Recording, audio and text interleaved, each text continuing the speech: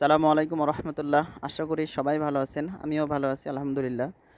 দেখতে পাচ্ছেন স্প্রে করতে লাগছি, কীটনাশক স্প্রে করছি বরবটির ক্ষেতে। আপনারা বিষয়টা খেয়াল করেন কিনা জানি না, আমার আইডিতে বা আমার ইউটিউব চ্যানেলে এখন ভিডিও বা ফটো যেগুলো আপলোড করা হয় বেশিরভাগই কৃষিভিত্তিক। অর্থাৎ বিষয়টা আপনারা হয়তো বুঝতে পারছেন যে আমি কৃষিকাজের ভিতরে লিপ্ত আছি। হ্যাঁ, এটা আমি কৃষিকাজের ভিতরে লিপ্ত আছি অনেক আগে থেকেই। বাট রিসেন্টলি এটার ভিতরে আমি ভালো ধরনের একটা প্র্যাকটিসের ভিতরে নিয়ে আসতে চাচ্ছি। কারণ আমার একটা স্বপ্ন আছে।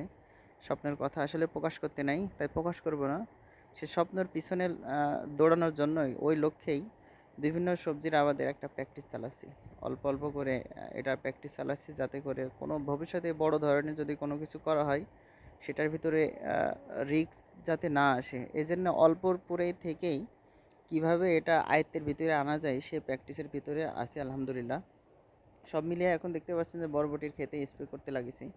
আবার বিভিন্ন সময় আমার আইডিতে দেখবেন কোনো সময় বেগুন গাছের ফটো বা ভিডিও আপলোড করছি, কোনো সময় দেখবেন যে অন্য বরবটি অথবা করলার চাষ, শশা, তারপর ভেন্ডি যেটা ঢেঁড়স বলে, এগুলা আপলোড করছি, আপনারা দেখতে পাচ্ছেন।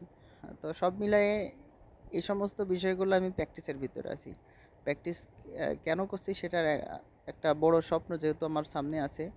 ওইখানে গিয়ে বড় যদি ইনভেস্ট করি কোনো সময়, সেখানে যদি আমার কোনো রিস্ক না থাকে, সেই লক্ষ্যেই এইভাবে আমি প্র্যাকটিস চালাচ্ছি। আপনারা সবাই আমার জন্য দোয়া করবেন। আসসালামু আলাইকুম।